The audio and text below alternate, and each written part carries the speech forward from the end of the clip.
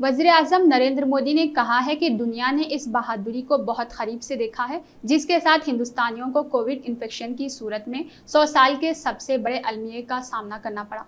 Corona infection के वक्त एक टेस्टिंग लैब थी जिसे 3000 लेबर्स का नेटवर्क बनाने, मुल्क और दुनिया को made in India corona vaccine फराहम करने, बड़े पैमाने पर वैक्सीनेशन मुहिम चलाने और दस्तयाबी को यकीनी बनाने के लिए बढ़ाया गया। दूर दराज इलाकों में वेंटिलेटर्स या हमारी यकजहती और खिदमत की अलामत है। मोदी ने भोपाल में जेपी का दौरा किया और अस्पताल के अहते में वज़ीर-ए-आज़म केयर फंड में बनाए गए 2 ऑक्सीजन प्लांट का अमली तौर पर इफ्तिताह किया।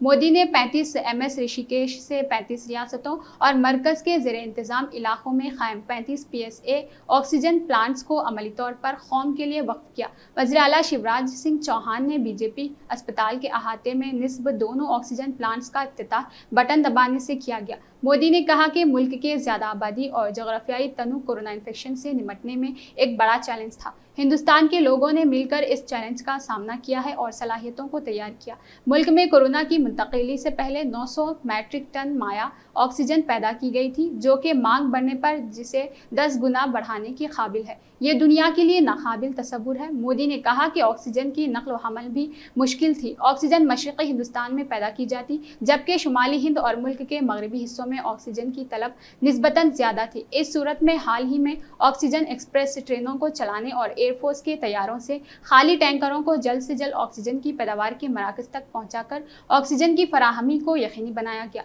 हम मुस्तक़बिल में कोरोना से लड़ने के लिए ऑक्सीजन नेटवर्क की तैयारी और मजबूती के मुसलसिल काम कर रहे। मुल्क में 1150 ऑक्सीजन प्लांट शुरू किए गए हैं। मुल्क का हर जिला PM है और केयर से बने ऑक्सीजन प्लांट से आरास्ता। मुल्क को 4000 नए ऑक्सीजन प्लांट मिलने जा रहे। वज़ीर-ए-आज़म नरेंद्र मोदी ने 35 रियासतों और मरकज़ के ज़ेरे इंतज़ाम इलाकों में PM केयर्स के तहत कायम 35 प्रेशर स्विंग एडोशन ऑक्सीजन प्लांट्स को M ऋषिकेश उत्तराखंड में मुनक़िद एक तकरीब में वक्फ किया था। इसके साथ मुल्क के तमाम अजला में अब PSA ऑक्सीजन प्लांट्स लगाए जा रहे हैं। इस मौके पर मरकजी वज़रा, गवर्नर, वज़ीर आला उत्तराखंड, रियासती वज़ीर और हिफ़्ज़ान सेहत से मुताल्लिक़ पेशेवर अफराद मौजूद थे। आज की तारीख की अहमियत पर रोशनी डालते हुए उन्होंने कहा कि ये दिन उनके लिए बड़ी अहमियत का हामिल है। वज़ीर-ए-आज़म ने अपने माजी को याद करते हुए कहा कि आज ही के दिन 20 साल कबल उन्हें अवाम की खिदमत करने के लिए नई जिम्मेदारी मिली।